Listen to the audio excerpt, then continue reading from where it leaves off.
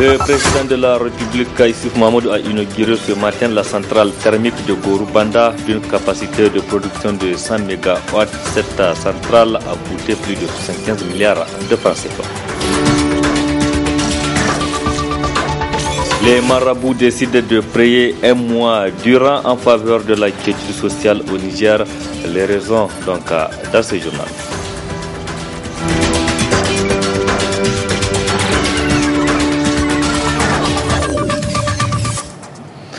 Merci d'être sur la télévision. Labari poursuivra ce journal de ce jour, dimanche 2 avril 2017. Mesdames et messieurs, bonsoir et bienvenue à tous.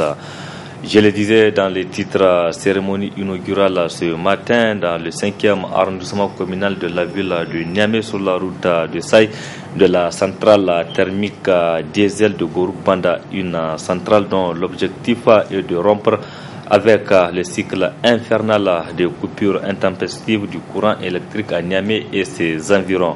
La cérémonie a été présidée par le président de la République, Issoufou Mahamadou, qui commémore ainsi l'an 1 de la Renaissance. Acte 2. Le résumé de cette cérémonie avec Adam Soumana et Sadou Doumi. Aux grands événements, des cérémonies grandioses et l'inauguration de la centrale thermique de Gorubanda n'a pas dérogé à cette règle. Un parterre de personnalités au premier rang desquelles le président de la République Issoufou Mahamadou et une ambiance festive pour témoigner de la joie des populations bénéficiaires étaient au rendez-vous de cette cérémonie. Une cérémonie à l'occasion de laquelle, en prenant la parole, le premier responsable politique de la région du Niamey, Hamidou Garba, n'a pas manqué de louer l'avènement de cette centrale dans sa région visant à améliorer les conditions de vie des populations. Il a par la suite invité les uns et les autres à prendre soin de ce joyau. Quant à la ministre de l'Énergie, elle est revenue sur l'importance de cette infrastructure tout en rassurant les populations riveraines de leur indemnisation par l'État conformément à la réglementation. Dans quelques instants, la centrale électrique de Gorubanda sera inaugurée. Elle contribue déjà à la satisfaction de la demande sans cesse croissante des populations de la zone du fleuve. D'ores et déjà, les plus hautes autorités nationales nous ont engagés à mettre en œuvre la deuxième tranche de 20 MW dont le financement est obtenu et une production solaire photovoltaïque à hauteur de 30 MW. Je voudrais aussi rassurer les populations affectées par la construction des lignes d'évacuation que le processus de leur indemnisation suit son cours et je veillerai à ce qu'il soit conduit à terme dans le respect de la réglementation. Puis intervint le moment solennel de la coupure du ruban par le président de la République, marquant ainsi l'inauguration officielle de cette centrale électrique qui se veut d'un apport très appréciable dans la satisfaction de la demande énergétique des régions de Niamey et de Tillabéri. S'en est suivi la visite guidée à l'issue de laquelle le président Issoufou Mahamadou, conscient du fait que l'énergie est un facteur indispensable au développement de tout pays, a bien voulu évoquer les chantiers en perspective dans ce secteur durant la Renaissance Acte 2. C'est un pas important vers la couverture des besoins en énergie au-delà de Niamey, de l'ensemble du Niger. Vous savez qu'on a d'autres ambitions, on a d'autres projets. Nous avons dans le pipeline le projet de Kandaji et mon espoir, mon objectif, c'est que ce projet également puisse être inauguré avant la fin de mon second mandat. C'est ça l'objectif que je me suis fixé, que le barrage de Kandaji soit mis en eau avant le 2 avril 2021. Nous avons également d'autres ambitions, on ne va pas s'arrêter là. Nous avons le projet de Salkadamna, toujours sur le plan énergétique. Et nous avons soumis également d'autres projets de centrales hydroélectriques au financement, en particulier dans le cadre de la lutte contre les effets du changement climatique. Nous avons proposé deux autres projets de barrages hydroélectriques à réaliser sur des affluents du fleuve Niger. Voilà, il s'agit d'une promesse que j'ai faite au peuple nigérien. Une nouvelle fois, il s'agit d'une promesse qui est tenue. Et je voudrais profiter de vos micros pour vous dire que toutes les promesses que nous avons faites au peuple nigérien dans le cadre de ce second mandat vont être tenues comme l'ont été les promesses faites pendant le premier mandat. Rappelez-vous, le programme de Renaissance Acte 1 a été exécuté à plus de 93%. C'est une belle performance. Eh bien, nous avons l'ambition pour le programme de Renaissance 2 de l'exécuter également au moins à la même hauteur. Dans l'attente de la tenue de ces autres promesses du président de la République, retenons que la centrale thermique de Gorubanda produira dans un premier temps 80 MW pour atteindre par la suite la production de 100 MW pour un coût global de 75 milliards et demi. Vivement que lumière soit pour les populations de la capitale et environnant et que les délestages et autres coupures intempestives deviennent un vieux souvenir. Il faut préciser, Adam Ousmane, que cette cérémonie d'inauguration de la centrale thermique de Gorubanda s'est déroulée ce dimanche sous le regard impuissant des propriétaires du site. Ces propriétaires qui attendent d'ailleurs toujours d'être dédommagés. Précision avec Abdelrazak Hamidou et Nasser Sedou. La centrale électrique de Gorubanda ne fait pas que des heureux. Les habitants du quartier Seno, dans le 5e arrondissement à la sortie de Niamey sur la route de Saï, sont sortis de leur silence en cette veille d'inauguration de cette centrale de 100 MW. La question du dédommagement est au cœur de leur déclaration. En effet, comme vous l'imaginez, il s'agit de la question du dédommagement dans le cadre du projet de la centrale électrique de Gorubanda, qui est en instance d'inauguration. Nous avons par le présent point de presse informé l'opinion publique nationale et internationale que, malgré notre bonne foi, en cédant nos terres pour l'intérêt général dans le cadre du dit projet cher à l'État, compte tenu de l'épineuse question d'électricité qui demeure une question nationale, le gouvernement du Niger n'a pas honoré son engagement, consistant à nous mettre dans nos droits malgré les différentes rencontres et les engagements pris par ces derniers. Ainsi, à la date d'aujourd'hui, 1er avril 2017, veille de l'inauguration de la centrale électrique de Gorubanda, aucun exproprié n'a bénéficié d'un franc. Malgré les promesses faites par le président de la République à travers son conseiller présent à la réunion de Karagé, en présence des représentants du ministère de l'Énergie, du gouvernorat de Niamey, de la Nigelec, du conseil de ville de l'arrondissement communal Niamey 5 et des expropriés. Vu ces constats amers, nous, expropriés de Gorubanda et de la ligne de Gorubanda, tout en acceptant de céder nos terres pour l'intérêt général, nous exigeons à l'État du Niger de respecter les différents textes et règlements de l'expropriation. Comme chaque dimanche, nous recevons sur ce plateau un invité. Il s'agit de M. Ali Abdoulaye, le coordinateur de l'ONG Vikandenbera. Ali, bonsoir. Bonsoir. Merci donc d'avoir accepté notre invitation pour parler de votre ONG et d'autres sujets d'actualité aussi.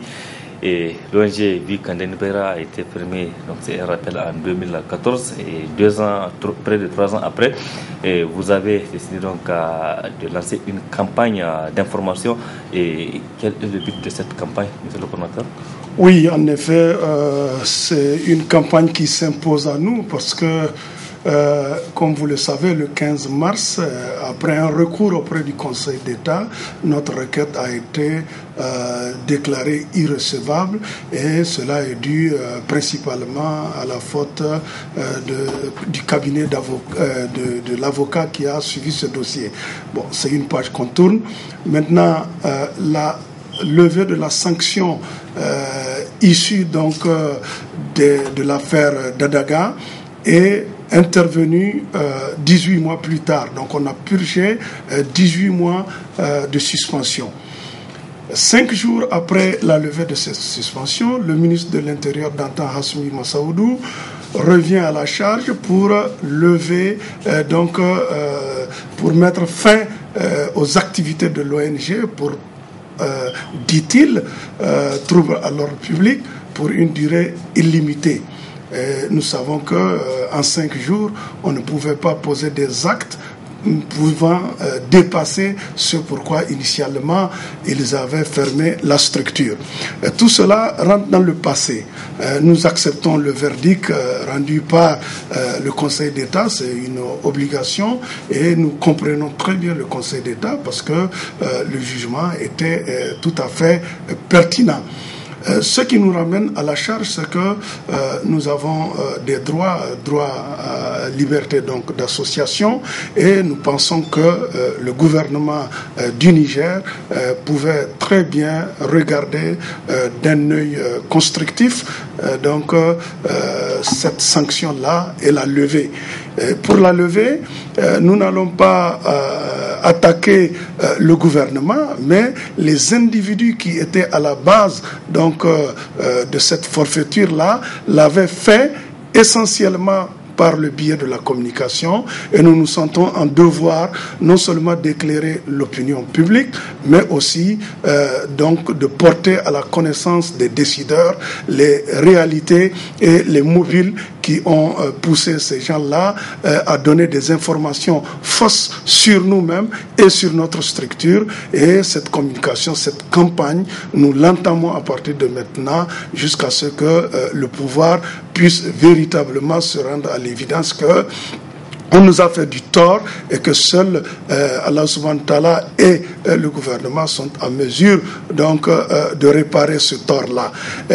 Vous savez que ça date de 2014, en avril. Vous avez été parmi les presses qui ont suivi l'événement de Dadaga sur lequel je ne reviens pas parce que nous nous sommes tus là-dessus pendant 3 ans, mais l'ex-gouverneur Hasmi Djaviri avait proféré des mensonges énormes sur la structure qui ont commencé à ternir l'image de notre structure, et c'est ça qui nous avait poussé d'ailleurs à revenir faire des points de presse qui nous ont valu certainement cette sanction. Vous venez de le voir, l'élément qui vient de passer, tout le monde devant des problèmes s'évertue à interpeller le président de la République en dépassant même le gouvernement.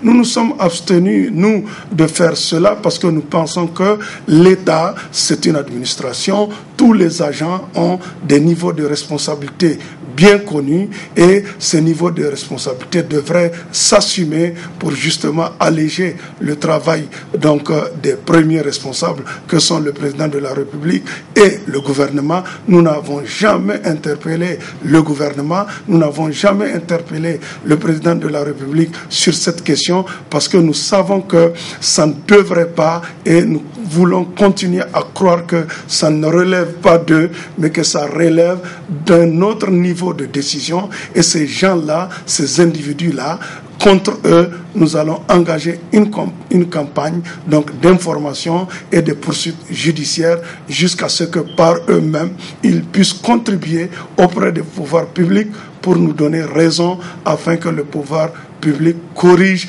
l'erreur qu'ils ont été amenés à faire suite à ces informations mal fondées de personnes bien malveillantes.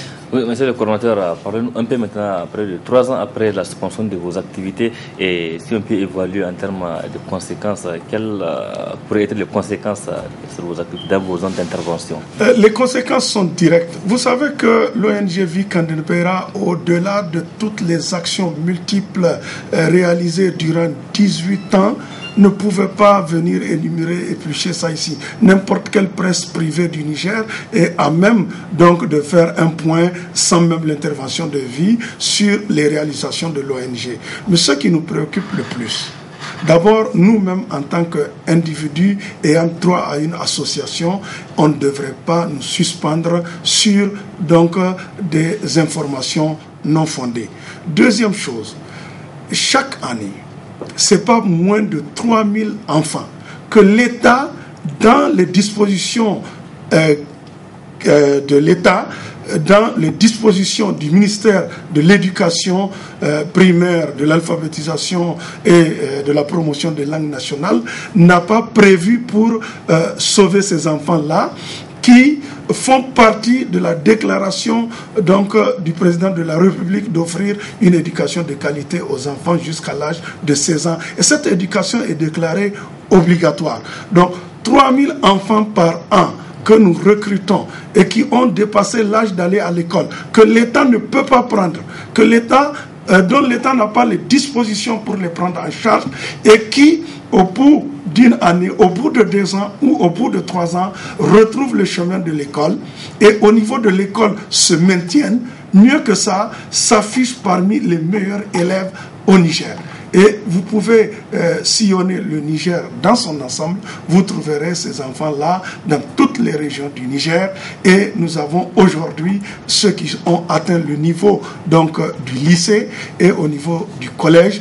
Et vous pouvez effectivement sentir à quel point ces enfants et leurs familles ont une fierté énorme. C'est donc depuis 3 ans, près de 9000 enfants que cette disposition a empêché donc, de permettre d'aller à l'école. Donc vous parlez des écoles passerelles? Je parle des écoles passerelles, je parle aussi des doudals, qui sont des initiatives propres de l'ONG Vie Kandenbeira. Je parle de la qualité de l'enseignement. L'ONG Vie Kandenbeira a été la promotrice donc, de la lecture rapide que l'État était en train de vouloir adopter même comme une stratégie salutaire pour relever le niveau de scolarisation. Au bout donc de 3 mois, au bout d'une année, toutes les écoles de proximité ont informé l'État, ont informé les inspections qui sont témoins que nous avons une approche pédagogique qui permet rapidement donc de rehausser le niveau des enfants qui n'ont jamais été à l'école et que nous avons même pris des dispositions et on était en train avec les inspections de porter cette formation au niveau même du formel. Nous sommes une ONG qui était à la base donc pionnière parmi d'autres ONG qui ont fait la promotion d'écoles communautaires. C'est environ une quarantaine d'écoles qui sont nées et qui ont évolué et qui ont bénéficié de constructions exclusivement par les efforts de l'ONG Vie Kandenbeira et qui a négocié leur reprise avec l'État du Niger et qui a continué son accompagnement de ces écoles-là. Ces communautés-là, si l'ONG n'était pas intervenue, allaient attendre encore au moins une dizaine d'années avant de voir une école dans leur village. Bref, les pertes pour le pays, les pertes pour les communautés sont énormes. Les pertes pour les enseignants qui bénéficiaient à la fois de formation et d'équipement sont énormes. Et vous savez que l'ONG Vie Kandenbeira, c'est aussi des enseignants rejetés du système scolaire qui sont dans les villages, niveau 4e, insultés par les parents, niveau 3e, insultés par les parents, des bacheliers qui n'arrivent pas à s'inscrire à l'université. Ce sont eux que nous avons inscrits avec un plan de formation et qui, au bout de quelques années, prennent confiance en eux-mêmes et retournent auprès de l'État qui les recrute. Et aujourd'hui, vous avez 80% d'entre eux sont des directeurs d'école dans les inspections et qui sont très appréciés parce qu'ils ont eu une base de formation. Oui, donc, coordonnateur, le temps de revenir avec vous. Parlons de la situation dans laquelle se trouve actuellement notre confrère de la télévision Bonferré. Il s'agit de Baba Alpha qui est toujours gardé à vue dans les locaux de la police judiciaire.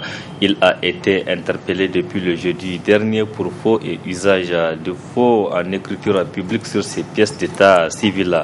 Dans une déclaration rendue publique cet après-midi, le bureau exécutif national du syndicat national des travailleurs de l'information et de la communication SYNATIC, dont il est le secrétaire général, apporte son soutien à celui-ci et met en garde les autorités de la 7e République contre toute tentative visant à la mise en cause de la liberté de la presse au Niger. La déclaration est lue par Moudi Moussa, il est membre du BEN SYNATIC. Le syndicat national des travailleurs de l'information et de la communication SYNATIC a appris avec consternation l'interpellation depuis le jeudi 30 mars du confrère, frère et camarade de lutte de longue date, le secrétaire général du BEN SYNATIC, Baba Alpha, placé en garde à vue depuis ce jour, où il a été enlevé de chez lui à partir de 6 heures du matin, pour le prétexte de faux et usage de faux en écriture publique sur ses pièces d'état civil. Or, il n'est un secret pour personne. Le camarade Baba Alpha, né à Niamey, a fait tout son cursus scolaire en territoire nigérien.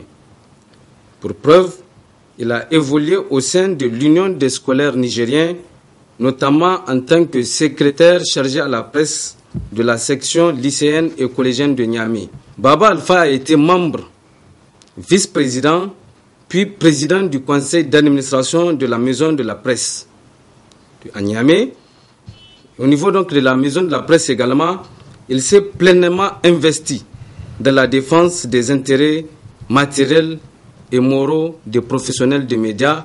Et ça également c'est vérifiable parce que c'est tout récemment que le camarade Baba Alpha a eu à passer le témoin à l'actuel président de la maison de la presse.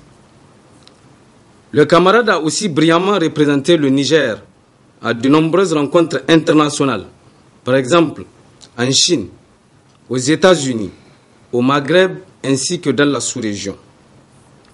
En tant que chroniqueur sportif, il a toujours su galvaniser les équipes nationales à travers ses émissions très suivies par les amateurs du sport. Toujours aux côtés de jeunes ambassadeurs nigériens lors des grandes compétitions internationales, le camarade Baba Alpha est connu pour sa droiture. Sociable et très apprécié dans le milieu de la presse, Baba Alpha, du moins le camarade secrétaire général du Sinatic, bénéficie du soutien et de l'estime de son groupe de presse pour son sens élevé du professionnalisme. En tout état de cause, le Ben Sinatic 1 dénonce les conditions dans lesquelles son secrétaire général a été interpellé et placé en garde à vue en compagnie de son père. 2. Met en garde les autorités de la 7e République sur toute éventuelle tentative de musellement de la liberté de presse et la liberté d'expression consacrée par la Constitution du 25 novembre 2010. 3. Apporte son indéfectible soutien au camarade de secrétaire général et à toute sa famille face à cette dure épreuve qu'il traverse en ce moment. 4. Le Ben Sinatic réaffirme sa confiance à la justice nigérienne pour un traitement équitable de cette affaire. 5. Et enfin, le Ben Sinatic appelle l'ensemble des organisations socio-professionnelles des médias à rester mobilisées et soudées pour faire échec à toute tentative de remise en cause de la liberté de presse acquise de haute lutte. Implorer la clémence de Dieu face à la situation sociale et sécuritaire du Niger, c'est la principale motivation des marabouts du Niger qui ont décidé d'organiser des prêches et des prières ce dimanche à la grande mosquée. S'il vous plaît.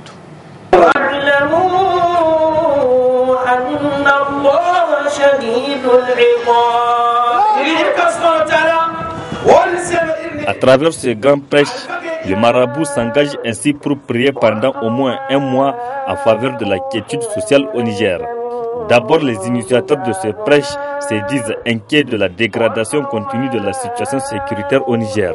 Notre pays est confronté depuis un certain temps par l'attaque barbare d'un groupe de personnes qui disent en train de lutter pour la religion de Dieu.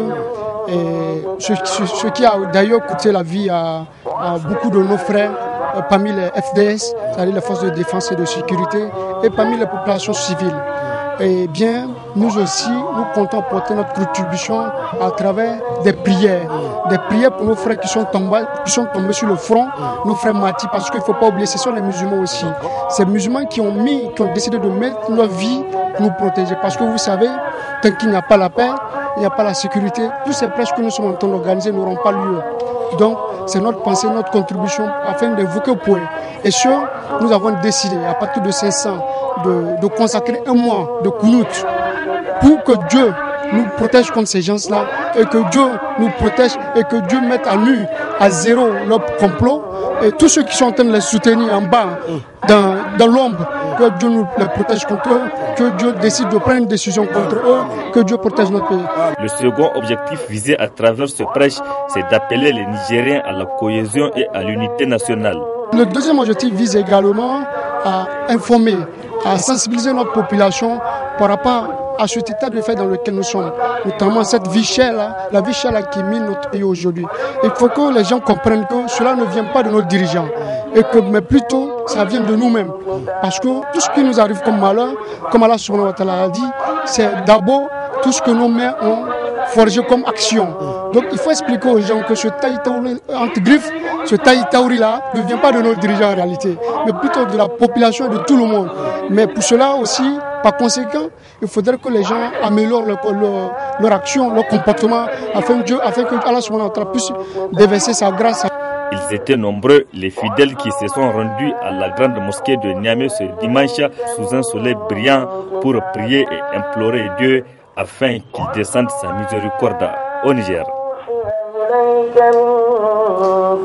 Retour sur ce plateau avec notre invité du jour, Ali Abdoulaye, coordinateur de l'ONG Vie Kandeni Bayra. Monsieur le coordinateur, aujourd'hui 2 avril 2017, le président de la République célèbre donc le premier anniversaire de la Renaissance à Acte 2. Et brièvement, monsieur le coordinateur, quelle appréciation faites-vous de cette première année de gestion de la deuxième mandature du président? Bon, moi je dirais que l'année est vite passée. Parce qu'on s'attend à plusieurs actions et on constate qu'il y a beaucoup plus de discussions, de fronts sociaux qui font qu'on a l'impression que la Renaissance Acte 2 n'a pas encore démarré.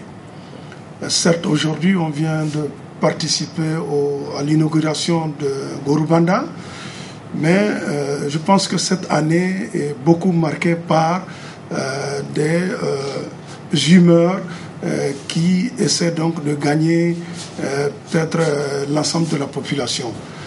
Nous le sentons aussi auprès donc des autorités eux-mêmes, parce que je pense que le message envoyé avant-hier par le président de la République lui-même de ne plus briguer un mandat après 2021 ou 2021 est quand même une information à l'endroit de beaucoup de gens qui l'entourent, et donc nous sommes certains qu'il va pouvoir sentir tout le mal que ces gens-là font à leur rencontre. Le Nigérien, dans son ensemble, c'est quelqu'un de très tolérant et de très respectueux du chef. Et je pense que, à défaut de se taire, si les gens commencent à parler du chef, c'est qu'il y a certainement un ras-le-bol quelque part. Mais ce ras-le-bol-là, je vous assure, les Nigériens le sentent beaucoup plus auprès de l'environnement dont le président n'arrive pas à s'en passer, et des personnalités qui ont perdu toute crédibilité, qui continuent à rester et se donner même le loisir de narguer. Je pense que l'information qu'il a donnée avant-hier est très utile pour nous, pour l'ensemble des Nigériens, parce que ces gens-là vont changer de stratégie de jeu, parce qu'ils ne vont plus se préparer pour une suite, mais ils vont se préparer pour autre chose, et ça va peut-être décanter un peu la situation. C'est ma lecture de citoyen que je fais. Oui, donc au vu de cette première année déjà de la deuxième mandature du président de la République, monsieur le coordinateur, s'il y a un conseil à donner au président pour sur les prochaines années, et quel serait ce conseil? Le conseil, moi, je reviens à mon sujet personnel, et c'est à partir de mon sujet que j'ai une lecture pertinente pour lui donner des conseils. Je prends l'exemple de Bazoum Mohamed, ministre de l'Intérieur. Moi, je crois que c'est quelqu'un qui a tenu très fort le discours du PNDS Taraya dans ce pays-là. Et dans tous les partis, on a des personnes sur lesquelles les Nigériens comptent. C'est pour cela que le Niger est quand même jaloux de sa démocratie. Il sait que dans tous les partis, on peut trouver des gens qui peuvent constituer une garantie pour la démocratie, même s'il y a des gens qui, de temps en temps, jettent des bananes dans la marche, donc des pots de bananes dans la marche donc, de cette démocratie. Alors, le conseil que je donne, c'est vraiment de revoir encore au niveau donc des personnalités ceux qui traînent trop de casseroles, ceux qui ternissent son image, ceux dont les Nigériens n'attendent pas un effort suffisant pour sortir le Niger donc des chantiers battus, ceux-là doivent vraiment s'éclipser. Et il y a d'autres aussi qui ne sont pas les personnes idéales au niveau donc de certains ministères. Ils les connaissent plus que nous, et de ne pas regarder les engagements et disons les conciliabules entre partis politiques et constituer pour le Niger une équipe qui peut véritablement gagner. Et c'est ma lecture humble de citoyen que je fais pour pouvoir lui demander, au regard de son engagement répété d'avant-hier, donc de véritablement fermer les yeux, changer l'équipe dont les Nigériens en ont marre et donner une nouvelle équipe qui peut l'aider lui et aider le Niger à cheminer dans cette démocratie pour laquelle beaucoup se sont battus. Je ne veux pas abuser de votre micro, mais si j'ai un mot à donner par rapport à l'ONG Vikandene Beira, je prends l'exemple de Bazoum Mohamed, ministre de l'Intérieur, un citoyen ordinaire qui demande 34 fois à vous voir et que vous refusez de rencontrer dans le cadre de votre profession. Tout à l'heure, en venant, quelqu'un a lancé sur Facebook un post où il disait que le Premier ministre Danda, quand il était affecté, disons nommé comme sous-préfet à Filengue, le conseil que le feu général Kounché lui a donné, c'est quand les citoyens vous demandent une entrevue, il faut accepter de les recevoir, qui qu'ils soient, quel qu'en soit leur rang. Il ne faut pas minimiser les êtres humains. Vous êtes là-bas pour travailler pour le Niger, vous êtes un ouvrier du Niger. Il faut que tous les Nigériens, tous les citoyens sentent votre engagement à servir le Niger, et c'est ça qui est l'appel réel que je vais lancer au ministre de l'Intérieur pour pouvoir aller dans le sens donc, de ce qui m'a amené sur ce plateau. Merci Ali Abdoulaye. Je rappelle que vous êtes le coordinateur de l'ONG Vikandene Beira dont les activités ont été suspendues depuis avril 2014. Et merci d'avoir accepté notre invitation et c'est la fin de cette édition. Merci à vous qui l'avez suivi. Restez en compagnie du programme de la télévision Labari. Au revoir, excellente nuit à toutes et à tous et surtout bon début de semaine.